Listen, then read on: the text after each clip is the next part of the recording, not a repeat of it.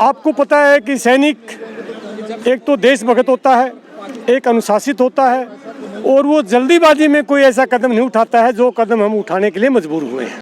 और पूर्व सैनिकों की तरफ से उम्मीद करता हूं कि आप हमारी मांग की जो आवाज़ है सरकार तक पहुंचाने में हमारा पूरा सहयोग करेंगे। आपका एक बार फिर बहुत बहुत धन्यवाद। हमारी बहुत सारी मजबूरियां हैं, बहुत सारी असमानता हमारे साथ हुई है, हमारी वीर नारियों के साथ हुई है जिनके पतियों ने देश की रक्षा के लिए अपनी जान न्यौछावर कर दी और अपनी वीरांगनाओं को पीछे छोड़ दी। जिन वीर नारियों ने अपना सुहाग खोया है वो इस दर्द को समझ सकती है, तो हम उनके दर्द को भी साथ लेकर चले हुए हैं।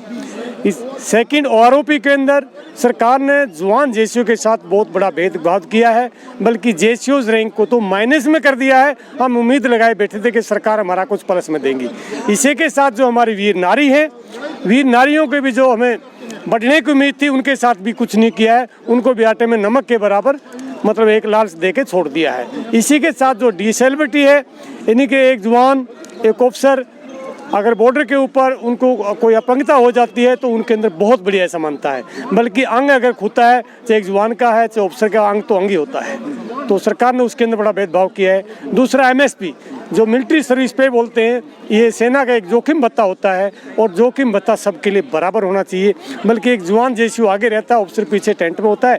उल्टा सरकार ने कर दिया, ऑफिसर को तो 15,500, जवान जेसीओ जो आगे रहता है उसका 5200, 5,200। ये बहुत बड़ा अन्याय हुआ है। इन अन्याय के, इस असमानता के खिलाफ अपनी मांग उठाने के लिए आज हमें जंतर मंतर पर रोड पर आना पड़ा है। आपको पता है कि जब पूरा देश सोता है तो एक जवान जागता है। जवान और किसान देश की रीढ़ की हड्डी होती है। पूरे देश की सुरक्षा की जिम्मेवारी जवानों के ऊपर होती है और आज जवान वो रोड के ऊपर है।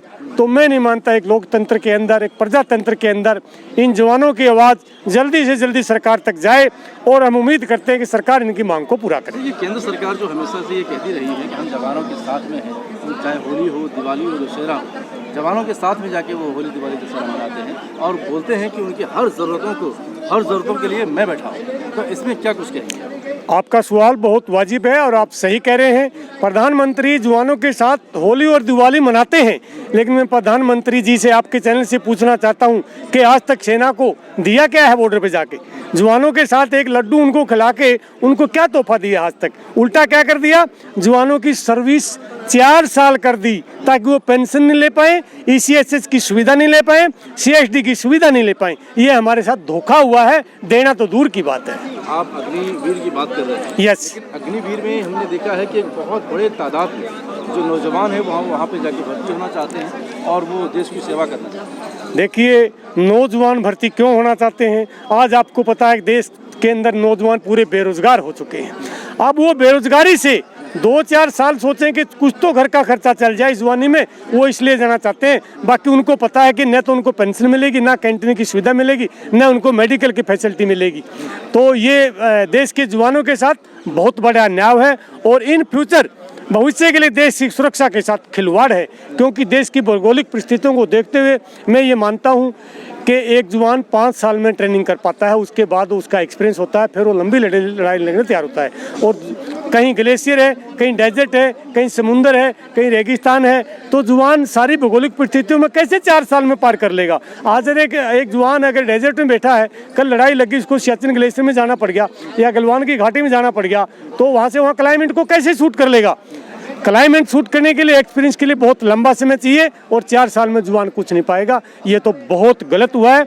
हम इसका पुरजोर विरोध करते हैं और हम उम्मीद करते हैं कि मोदी जी अपने मन की बात तो बताते हैं, वो सैनिकों के मन की बात भी सुने और इसके ऊपर अमल करें। लेकिन यहाँ पर धरना देते हुए आपको 17, 18, 20 दिन हो गए। 20 दिन, लेकिन अभी तक सरकार के कोई भी नुमाइंदे आपसे बातचीत करने तक के लिए नहीं आए, क्या कहेंगे? ये आपकी बात बिल्कुल सही है।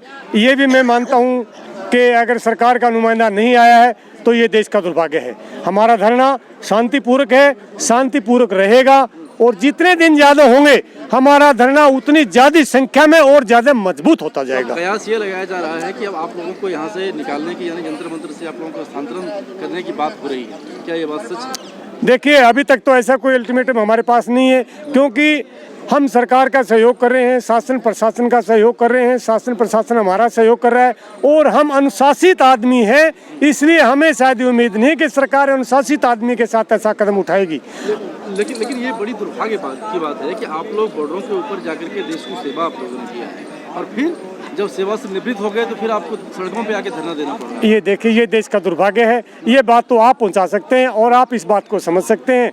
तो इसी अपील के साथ इसलिए हम अनुशासित धरना प्रदर्शन कर रहे हैं ताकि जल्दी नहीं तो देर में सरकार के पास आवाज़ पहुंचे और हमारी मांग को सुना जा सके और पूरा किया जा सके। ठीक है, धन्यवाद। धन्यवाद आपका एक बार।